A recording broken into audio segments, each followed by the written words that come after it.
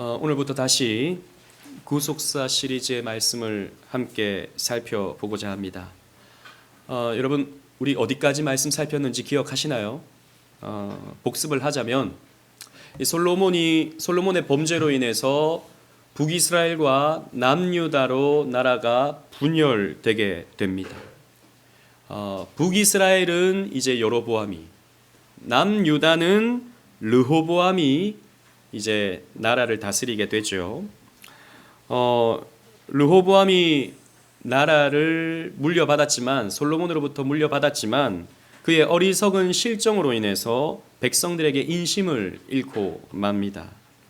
그래서 이 여로보암이 반역을 한 것이죠. 반역을 해서 열지파와 함께 북왕국 이스라엘을 세우게 됩니다. 그래서 남유다의 르호보암은 유다 지파와 베냐민 지파를 중심으로 해서 이 유다라고 하는, 남유다라고 하는 나라를 유지하지만 이 르호보암이 하나님 앞에서 범죄를 하죠. 당시에 그 우상 숭배와 또 남창을 유대 땅에 예루살렘에 허용함으로써 하나님이 이 르호보암을 벌하십니다. 애굽의 시삭을 들어서 공격하게 하죠. 그래서 솔로몬이 물려주었던 금방패가 다 빼앗겨버리고 이 이스라엘 백성들은 초라한 놋방패만 들 수밖에 없는 그런 상황을 맞이했던 것을 우리가 살펴봤습니다. 기억나시죠? 그죠? 금방패, 놋방패 기억나시잖아요? 거기까지 우리가 살펴보았습니다. 그랬던 이제 르호보암이 죽고 새로운 왕이 세워지게 되는데 아비암이라고 하는 왕입니다. 그리고 또 그 다음에 세워지는 왕이 아사 왕입니다. 오늘 이 아비암 왕과 아사 왕에 대해서 함께 살펴보면서 오늘 본문에 담긴 구속사적 의미는 무엇인지 함께 상고하면서 은혜를 나눠 보고자 합니다. 먼저 아비암의 통치를 살펴보겠습니다. 1절, 2절을 함께 읽는데요. 제가 1절을 읽고 2절을 다 같이 읽겠습니다. 느밧의 아들 여로보암 왕 18째 해에 아비암이 유다 왕이 되고 시작. 예루살렘에서 3년 동안 다스리니라. 그의 어머니의 이름은 마아가요 아비살롬의 딸이더라. 아멘.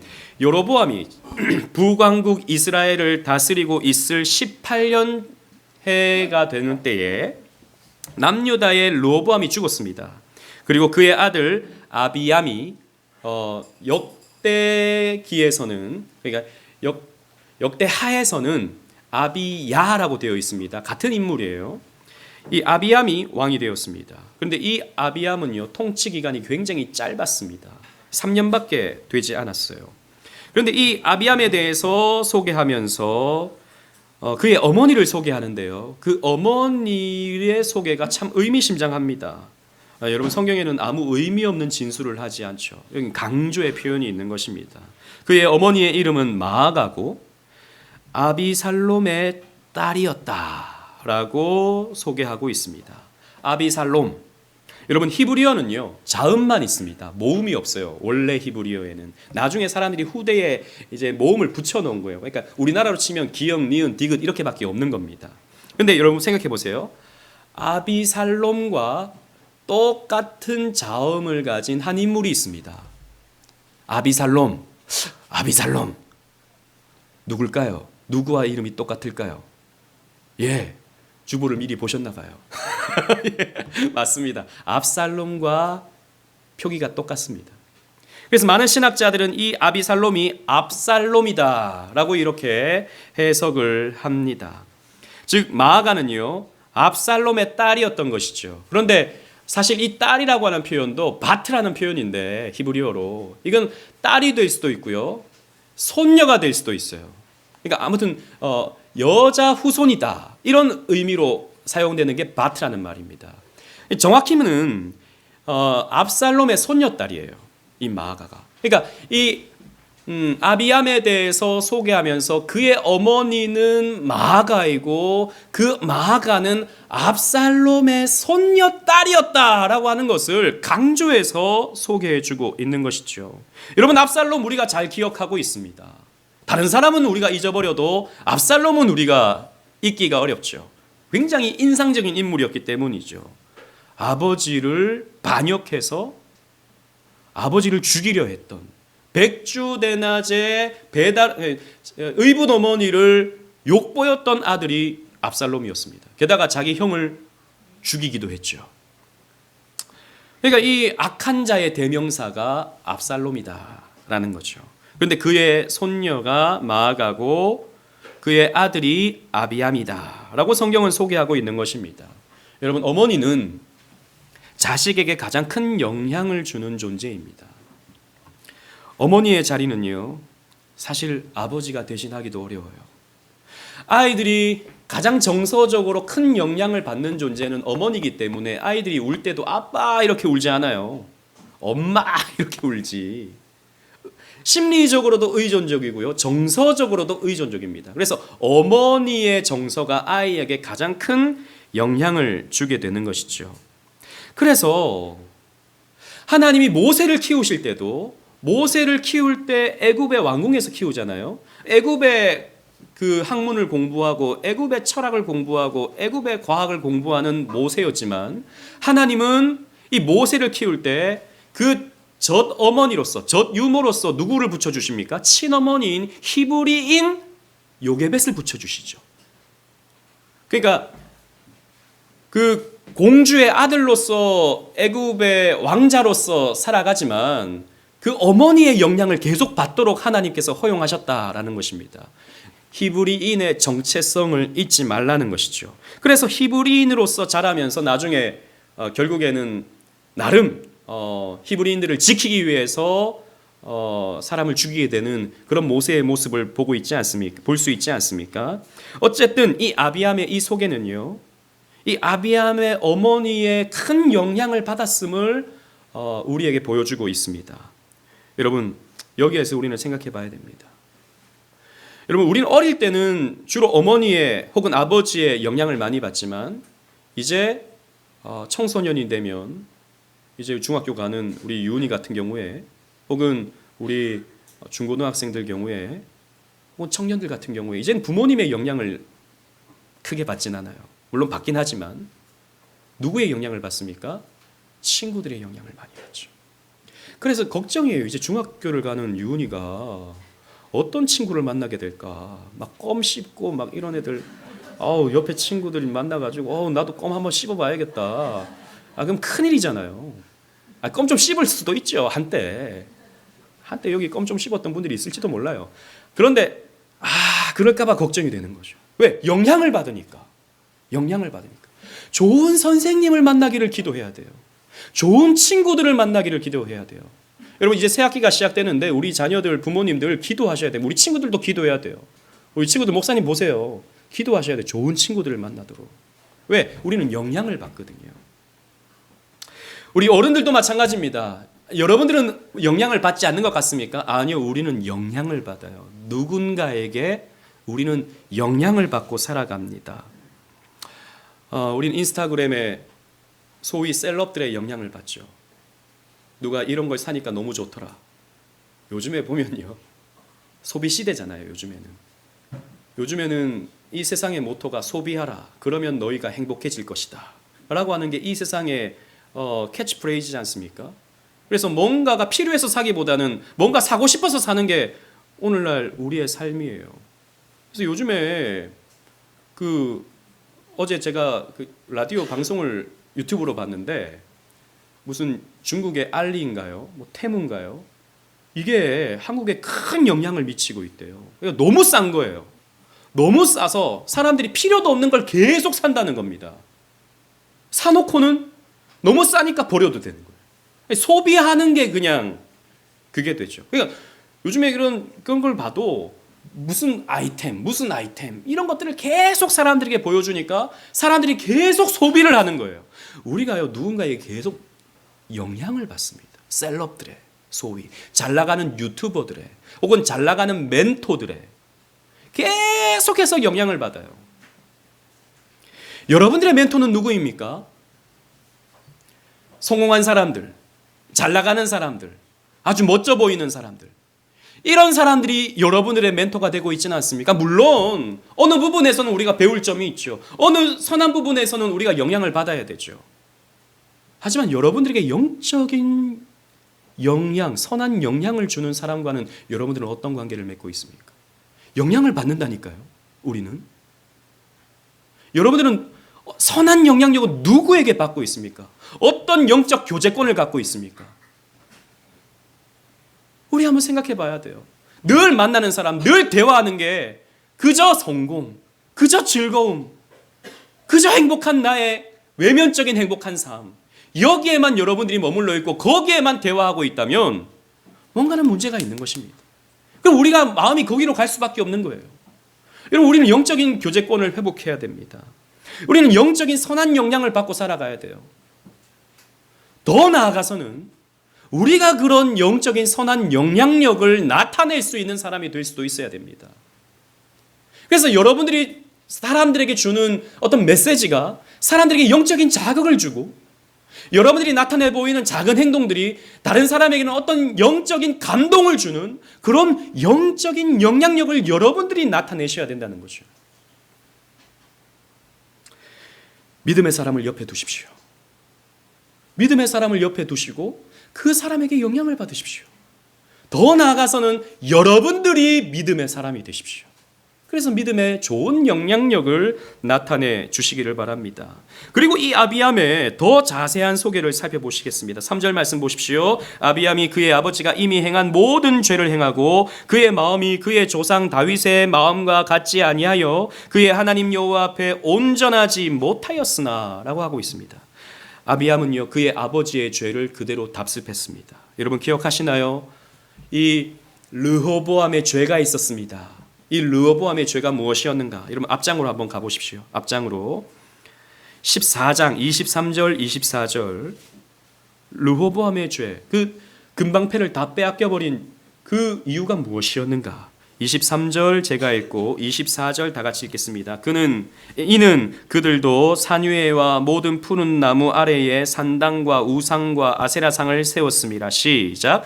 그 땅에 또 남색하는 자가 있었고 여호와께서 이스라엘 자손 앞에서 쫓아내신 국민의 모든 가증한 일을 무리가 본받아 행하였더라. 자, 첫 번째는 우상을 장려했다는 것입니다.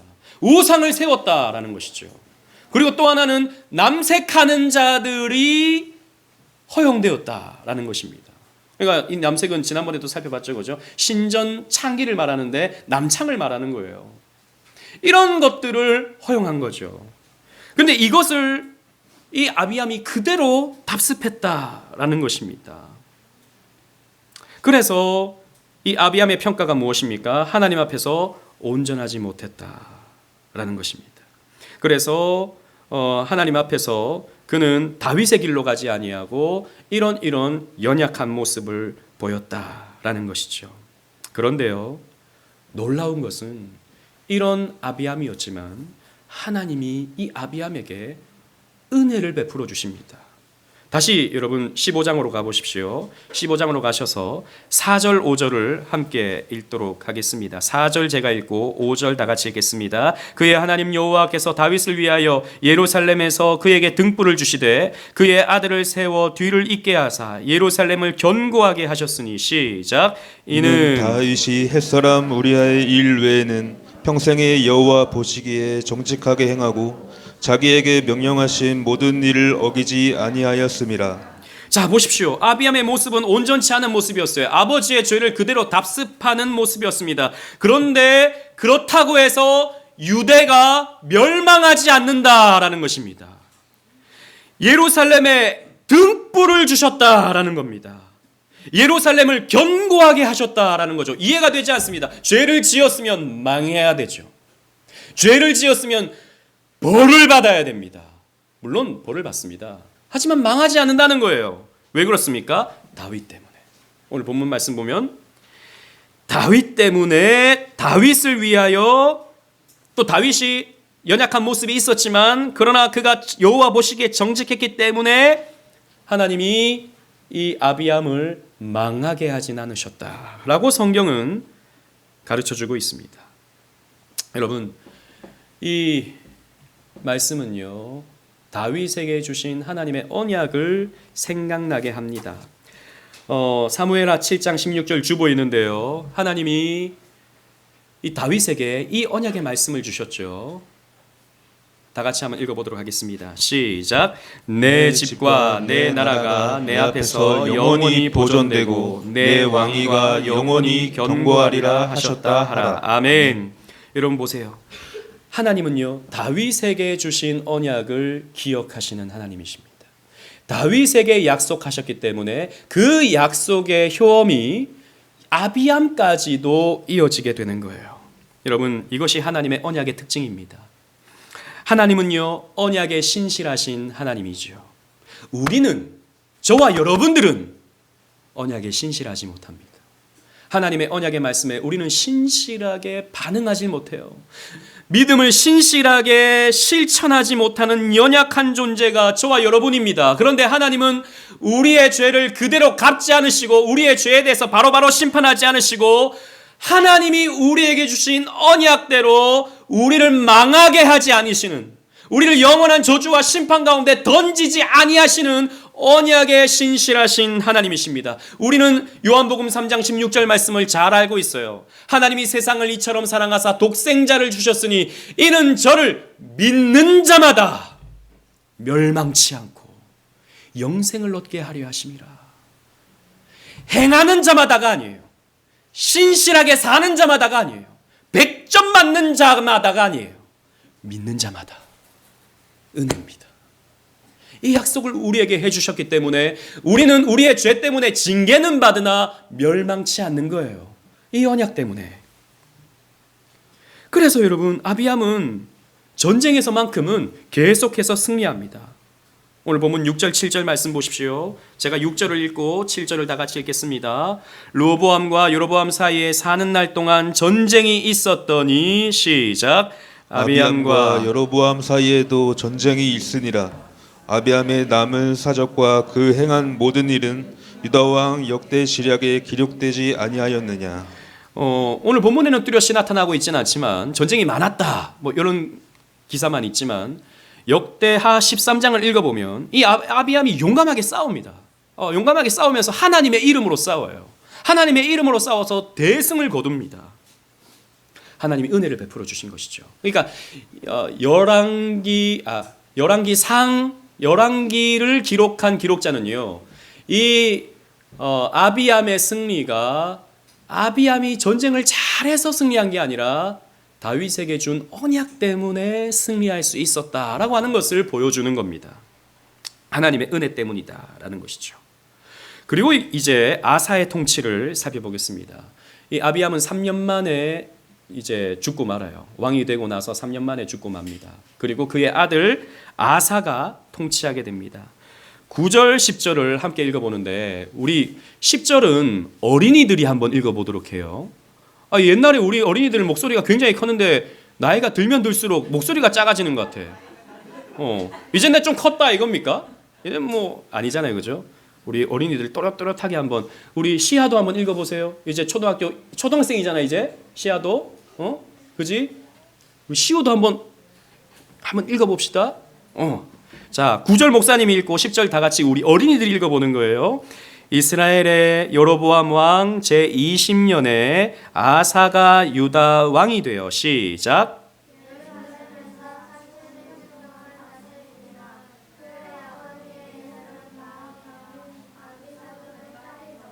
아멘, 잘했어요. 너무너무 잘했어요.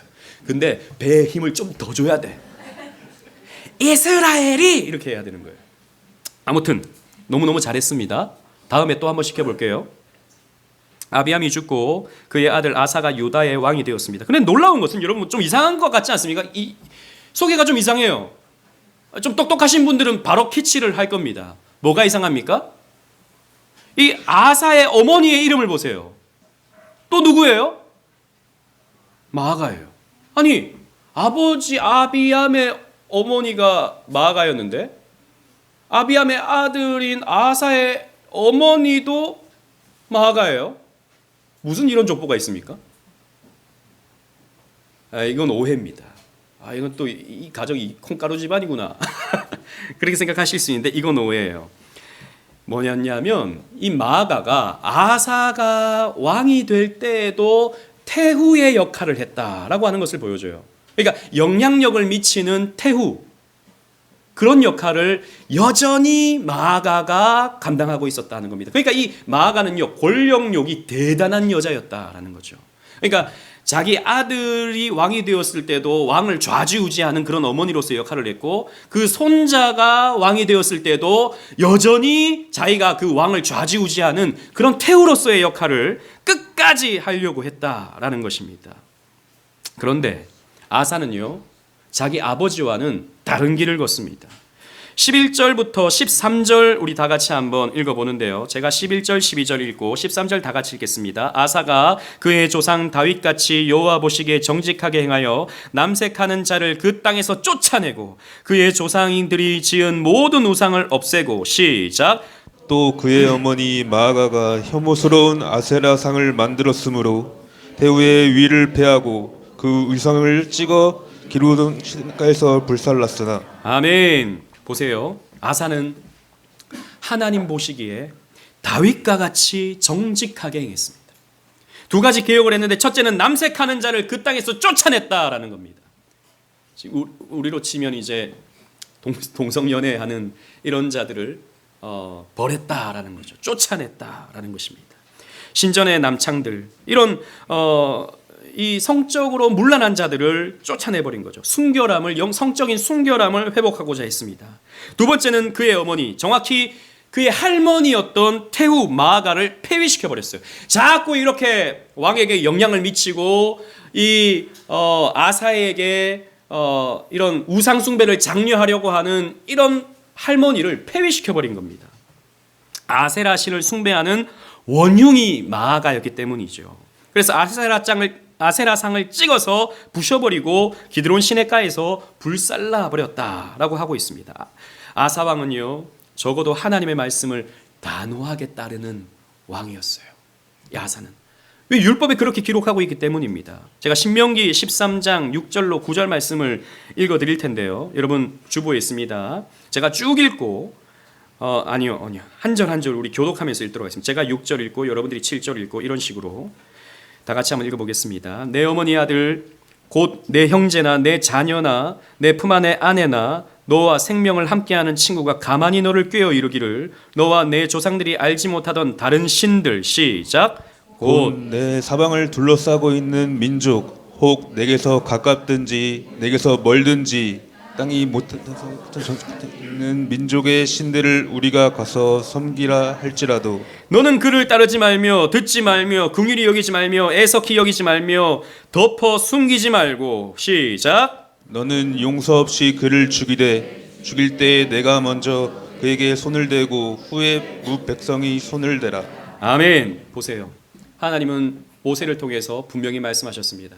아무리 가까운 가족이라 할지라도 가서 우리 저 신에게 우리가 경배하자라고 할 때 너는 끊어버려라. 여기는 죽이라고 되어 있는데 사실 뭐 끊어버리라 이런 의미가 되는 것이죠. 죽이기도 했을 거예요. 구약시대 때. 끊어버려야 된다라는 것이죠. 이게 하나님의 명령입니다. 부모라 할지라도 형제 자매라 할지라도 우상 숭배로 이끌려 할 때는 순종해서는 안 된다라는 것입니다. 따라가서는 안 된다라는 것입니다. 그래서 우리가 부모에게 당연히 순종해야 되지만 여러분 에베소서 6장에 보면 에베소서 6장 1절에 뭐라고 말합니까? 부모에게 어떻게 순종하라고 합니까? 주 안에서 순종하라라는 거죠. 부모님이 제사상에 절 한번 해. 그게 뭐가 문제야? 가정의 평화를 위해서 그 정도도 못해? 라고 할 때 우리는 순종해야 됩니까? 아니죠. 하나님 말씀 안에서 순종해야 되는 거죠. 주 안에서 순종해야 되는 겁니다. 아사는요, 자기 할머니의 명령을 거슬리고 할머니를 폐위시켜버렸습니다. 단호한 개혁이었다라는 거죠. 우리에게도 이런 개혁이 필요합니다. 여러분, 우리 개혁주의 신앙인데 교리 배우면 개혁주의 신앙입니까? 책 좀 읽으면 개혁주의 신앙입니까? 아닙니다. 여러분, 그건 개혁주의가 아니에요. 오늘 우리 SFC 모임 시간에도 하나님의 저주와 심판으로부터 우리를 돌아서게 하는, 벗어나게 하는 두 가지의 방편에 대해서 살펴봤습니다. 첫 번째는 믿음입니다. 두 번째는 무엇입니까? 회개입니다. 하나님의 저주와 심판으로부터 벗어날 수 있는 것은 이 두 가지입니다. 우리 소요리 문답이 가르쳐주고 있어요. 믿음과 회개. 회개가 있어야 된다. 된다라는 것이죠. 돌이켜야 된다라는 것입니다. 해오던 것이니까, 우리 가정이 해오던 것이니까, 우리 교회가 해오던 것이니까 아무렇지 않게 말씀과 어긋난 것을 행한다고 했을 때 우리는 그것으로부터 단호히 돌아서야 됩니다. 성경적으로 설명되지 않는 것, 신학적으로 검증되지 않는 것은 우리 교회가, 한국 교회가 전통적으로 해오던 것이라 하더라도 끊어버려야 돼요. 이건 안 돼요. 이건 할 수 없는 겁니다. 예를 들자면 사순절과 같은 절기죠. 여러분, 지금 한국 교회 대부분은 지금 사순절이 시작됐습니다. 지난주부터 사순절. 여러분, 사순절은 많은 교회가 지키고 있는 거지만, 사순절 여러분 아시잖아요. 예수님 그 부활하시기 전 40일을 사순절이라고 그러고, 이 사순절 동안에 금식하고 뭐 조금 경건하게 살아가고 이런 것들을 하는 거죠. 물론 경건하게 사는 것 자체가 문제가 되는 것은 아닙니다. 그런데 이 사순절은요, 그 뿌리가 지나치게 카톨릭적이고, 그 의미가 내가 고난을 내가 감당함으로써 내가 거룩해져 간다, 내가 의로워져 간다라고 하는 행위 구원적인 의미가 거기에 다분히 담겨져 있기 때문이죠. 그래서 우리는 사순절을 반대하는 것입니다. 물론 예수님의 고난을 묵상하는 건 나쁜 것 아닙니다. 그런 차원에서 한다면 뭐 우리가 굳이 정죄할 필요는 없어요. 그런데 해오던 것이니까 한다, 이건 아니다라는 거죠. 끊어버려야 됩니다. 두 번째, 환경을 바뀌어야 됩니다. 개혁은 환경을 바꾸는 겁니다. 아사는요, 주변 사람들이 우상 숭배해도 나는 우상 숭배하지 않아, 이런 마음으로 그냥 환경을 내버려 두지 않았어요. 여러분, 우리는요, 환경의 영향을 많이 받는 사람들입니다. 사람의 영향도 받고 환경의 영향도 받아요. 그래서 우리는 넘어지기가 너무 쉬운, 깨어지기가 너무 쉬운 그런 그릇들이고 사람들입니다. 우리 안에 죄성이 남아있기 때문이죠. 더럽고 추한 죄성이 우리 안에 가득하기 때문입니다. 그래서 누군가가 유혹하면 쉽게 넘어져요. 뭔가 유혹거리가 있으면 쉽게 우리는 넘어지고 맙니다. 나는 절대 넘어지지 않아. 난 유혹에서 이렇게 쉽게 넘어가지 않아. 나는 믿음 지킬 자신이 있어. 이렇게 생각하는 사람들이 위험합니다. 뭘 우리가 버텨냅니까? 뭘 이겨냅니까? 그러지 못해요. 그래서 넘어지지 않는 환경을 만드는 것이 중요합니다. 우리 SFC 운동원들, 우리 어린이들 공부하려고 할 때 옆에 태블릿 갖다 놓고, 옆에 스마트폰 갖다 놓고, 옆에 뭐 놀 것 게임기 갖다 놓고, 그렇게 하면 공부가 될까요? 뭐 대부분 그렇게 하긴 할 거예요. 하지만 그렇게 하면 공부가 안 돼요. 왜요? 한 5분 공부하고 10분만 머리 식히고 하다가 1시간 하고 5분 공부하고 머리가 어지러우니까 5분만 봐야지 하고 1시간 또 영상 보고. 우리 그렇잖아요. 우리 다 그래요. 다 안 봐도 알아요. 그래서 정말 우리가 뭔가를 하려면요, 환경을 바꿔야 돼요. 없애야 돼요. 나를 유혹할 거리들을 없애야 됩니다. 난 넘어지지 않아, 난 유혹받지 않아, 그러면서 홍대를 막 걸어보세요. 유혹받아요. 아우 재밌겠다, 아우 이 세상이 화려하구나. 유혹을 받을 수밖에 없는 겁니다. 환경을 바꿔야 돼요. 여러분들의 경건을 방해하는 앱들을, 여러분들의 경건을 방해하는 게임들을 지워버려야 됩니다. 저는 약한 사람이에요. 저도 게임 되게 좋아하거든요. 특히 축구 게임 이런 거 되게 좋아합니다. 한번 잡으면 놓고 싶지 않아요. 그래서 제 폰에는 게임을 깔지 않습니다. 제 폰 한번 보세요. 나중에 검사해 보세요. 게임이 없어요. 왜요? 게임하고 싶거든요. 저도 막 그거 한번 하면 10분, 20분 그냥 가버리거든요. 아예 지워버리는 것이 좋다라는 것입니다.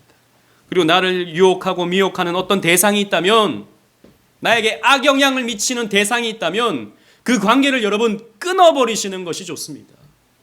물론 우리 뭐 인간관계를 다 끊어버리라는 말이 아니에요. 자꾸 지속적으로 악한 영향을 주는, 나를 미혹하는 어떤 대상이 있다면 여러분 그것을 끊어버리셔야 된다는 것입니다. 하지만 이런 아사의 개혁에도 불구하고 그는 100% 완전하진 않았어요. 14절 말씀 보십시오. 14절 제가 읽겠습니다. 다만 산당은 없애지 아니하니라.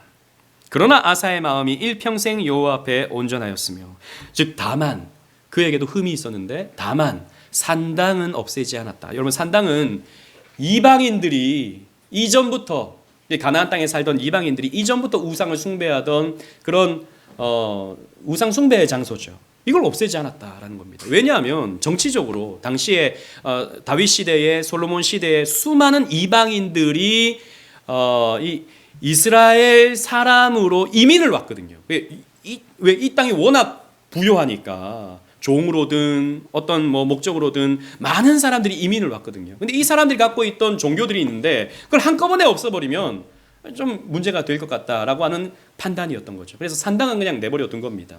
그래도 이 이방인들은 좀 알아서 하도록 내버려 둔 것이죠. 이게 문제가 되었다라고 성경은 밝혀주고 있는 것입니다. 또 이게 나중에는 또 여기에 유대인들이 또 그것을 보면서 우상숭배에 참여하게 되는 그런 죄로 발전되게 되죠.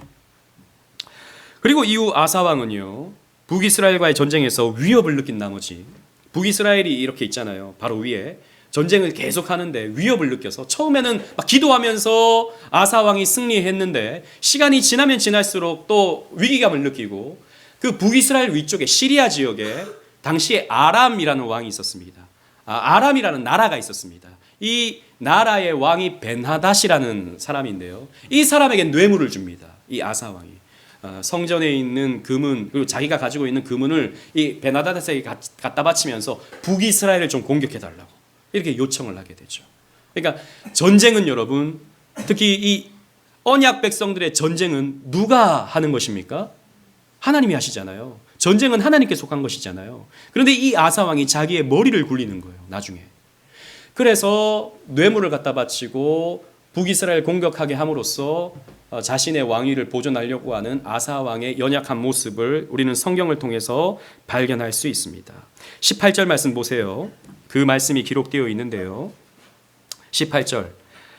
아사가 여호와의 성전 곳간과 왕궁 곳간에 남은 그 은금을 모두 가져다가 그 신하의 손에 넘겨 다메섹에 거주하고 있는 아람 왕 헤시온의 손자 다므림몬의 아들 베나다넷에게 보내며 이르되라고 성경은 이렇게 말씀하고 있습니다. 그러다 보니까 23절 말미를 보십시오. 그의 마지막 모습이 어떻게 그려지는지 보십시오. 23절에 그러나 그는 늙음하게 발에 병이 들었더라.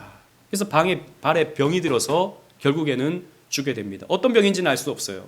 사람들마다 조금씩 이렇게 추측하는 게 다르긴 한데 어쨌든 다리가 썩어 들어가는 병이었던 것 같습니다. 그래서 결국 죽게 돼요. 부정적인 뉘앙스로 그의 인생이 끝이 나는 거예요. 그래서 여러분, 정리해 보면 우리는 이 두 왕에 대해서 살펴봤는데요, 이 성경은 두 왕에 대해서 기록하고 있는 어떤 특징들이 있어요. 그걸 좀 정리해 보겠습니다. 첫 번째는 두 사람 다 하나님 앞에 서 있는 사람들이었다라는 겁니다. 3절 말씀 보면 아비암에 대해서 그의 하나님 여호와 앞에 온전하지 못하였으나, 아비암은 하나님 앞에서 온전하지 못했다라고 하는 평가를 받아요. 그리고 14절 말씀 보십시오. 아사에 대해서는 14절에 아사의 마음이 일평생 여호와 앞에 온전하였으며, 여호와 앞에라는 말이 반복되고 있습니다. 그렇죠? 아비암도 아사도 여호와 앞에, 둘 다 하나님 앞에 서 있었다라는 것입니다. 그렇습니다. 여러분, 어쨌든 잘했으나 못했으나 아비암도 언약 백성이요, 아사도 언약 백성입니다. 언약 백성은 하나님 앞에서 살아간다라고 하는 것을 우리에게 가르쳐주고 있어요. 여러분, 우리는 하나님 앞에서 살아가는 사람들입니다. 이 말이 무슨 말입니까? 하나님이 여러분들을 지켜보신다라는 거예요. 다르게 표현하면 하나님이 여러분들을 늘 도우신다라고 하는 그런 의미도 돼요. 그러나 오늘 본문에서는 지켜보신다라고 하는 그런 의미가 되겠죠. 그래서 우리는 코람데오의 자세를 가질 필요가 있습니다. 코람데오. 여러분, 코람데오는 루터가 자주 즐겨 쓰던 말인데요, 코람이라는 말은 라틴어로서 앞에서라는 말입니다. 데오라는 말은 하나님이란 말이죠. 코람데오라는 말은 하나님 앞에서. 그래서 부산에서 고려신학교가 처음 시작될 때 고려신학교의 교훈이 뭐냐? 코람데오입니다. 우리 고려파의 정신이 코람데오입니다. 우리 하나님 앞에서 산다는 거죠. 그래서 하나님 앞에 서 있기 때문에 우리는 우상 숭배하지 않는다라고 하는 것이 우리 고려파의 정신입니다. 신전인격자로 살아가야 된다는 것이죠. 여러분들은 하나님 앞에 서 있습니다. 우리는 하나님 앞에서 우리 스스로를 숨길 수가 없어요. 아무리 우리가 다른 사람들이 보지 않는 곳에서 살아간다 하더라도 하나님은 여러분 앞에 계십니다. 그리고 하나님은 여러분들을 평가하실 거예요. 어떤 평가를 받으시겠습니까? 우린 이 부분에 대해서 생각할 수 있어야 됩니다. 두 번째는 그 평가의 기준이 아사가 아니라 아비암이 아니라 다윗이 된다라는 거예요. 이게 참 신비한 겁니다. 3절 말씀에 보면 아비암이 그의 마음이 그의 조상 다윗의 마음과 같지 아니하다. 기준이 다윗이에요. 11절에도 보면 아사가 그의 조상 다윗같이 여호와 보시기에 정직하게 했다. 둘 다 다윗이 기준이에요. 열왕기서에 보면 아비암은 부정적으로 보이죠. 또 아사는 긍정적으로 보입니다.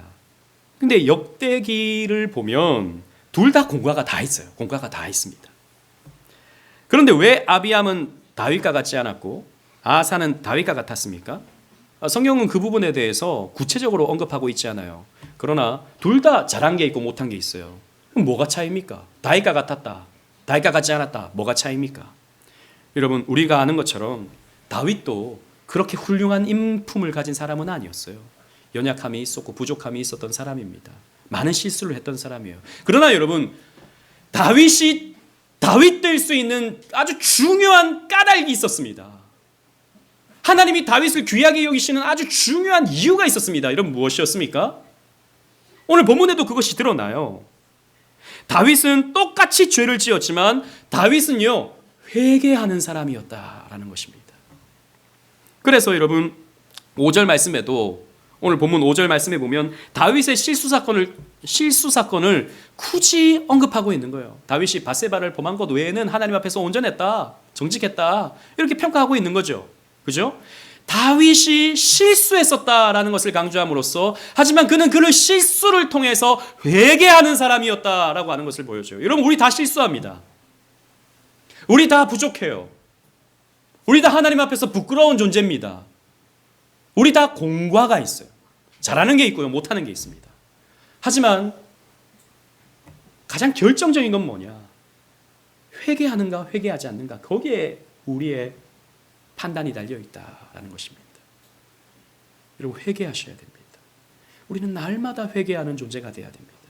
죄에서 돌이키는 존재가 되어야 됩니다. 죄 때문에 아파하는 존재가 되어야 됩니다.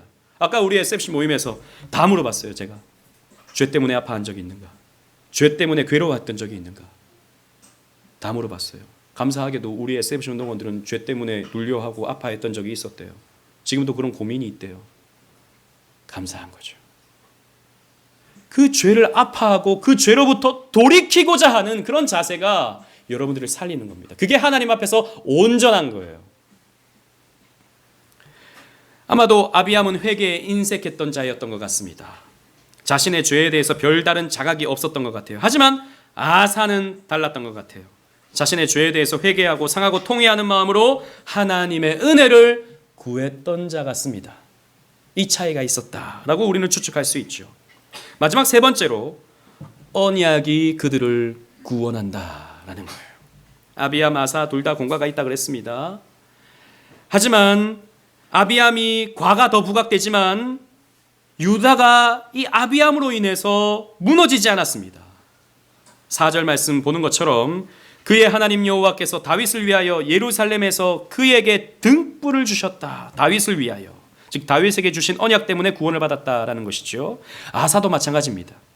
아사도 완벽한 인물이 아니라 그랬습니다. 하지만 14절에 보면 하나님께 온전히 그가 받아들여지게 되는데, 그가 많은 과가 있지만 그래도 성경에 그는 온전했다, 일평생 온전했다라고 이렇게 말하고 있는데, 여러분 왜 그렇습니까?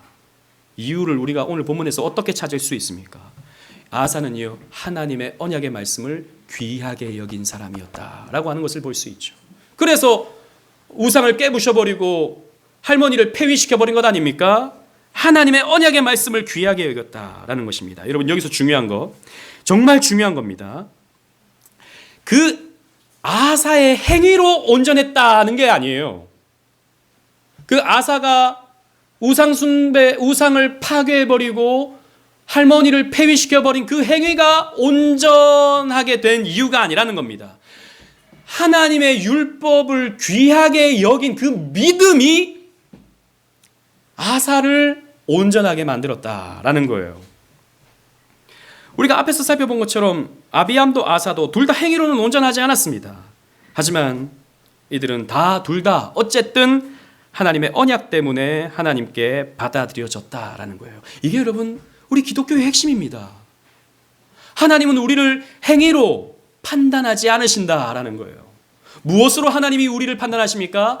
그 언약의 말씀을 붙드는 믿음으로 하나님이 우리를 판단하십니다. 갈라디아서 2장 16절 말씀을 보십시오. 제가 한번 앞에서 쭉 읽고 다 같이 읽는 겁니다. 주보했습니다. 갈라디아서 2장 16절. 사람이 의롭게 되는 것은 율법의 행위로 말미암음이 아니요 오직 예수 그리스도를 믿음으로 말미암는 줄 알므로 우리도 그리스도 예수를 믿나니 시작. 이는 우리가 율법의 행위로서가 아니고 그리스도를 믿음으로써 의롭다 함을 얻으려 함이라.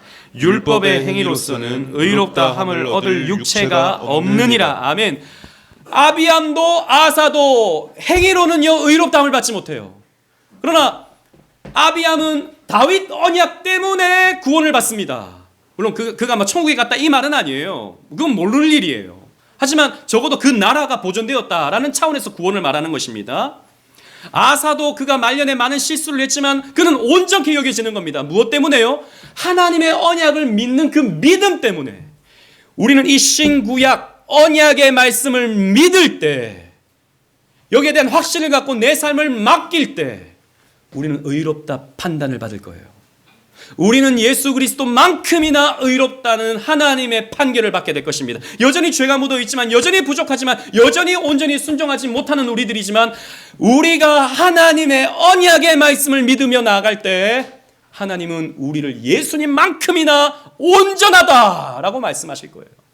이걸 믿는 게 여러분, 저와 여러분들의 개혁주의 신앙이고 성경을 믿는 믿음인 것입니다. 그래서 우리는 행위 언약으로 구원받는 것이 아니라 우리는 새 언약, 그리스도의 피가 묻어있는 새 언약, 은혜 언약으로 말미암아 구원받는 사람들이다 라는 것이죠. 말씀을 맺겠습니다. 다윗과 맺은 언약 때문에 하나님께서 아비암에게 은혜를 베푸시듯이 하나님은 그리스도와 창세전에 맺으셨던 구속 언약 때문에 우리를 구원하십니다. 창세전에 성부와 성자가 이미 언약해 놓으셨어요. 저와 여러분들을 구원하시기로 언약해 놓으셨어요. 그 언약 때문에 우리가 구원받습니다. 하나님이 주신 언약의 말씀을 귀하게 여겨 믿음의 순종을 한 아사를 하나님께서 온전하게 여기듯이 오늘도 이 하나님의 말씀을 귀하게 여겨 믿음의 순종을 하길 원하는 저와 여러분들을 하나님은 온전하게 여기십니다. 우리에게 여전히 과오가 많지만, 그러나 우리의 소망은 여기에 있습니다. 여러분, 하나님의 언약을 붙드십시오. 하나님의 언약의 말씀을 믿고 이 언약의 말씀을 확실히 붙드십시오. 이 언약이 여러분들을 구원하는 것입니다.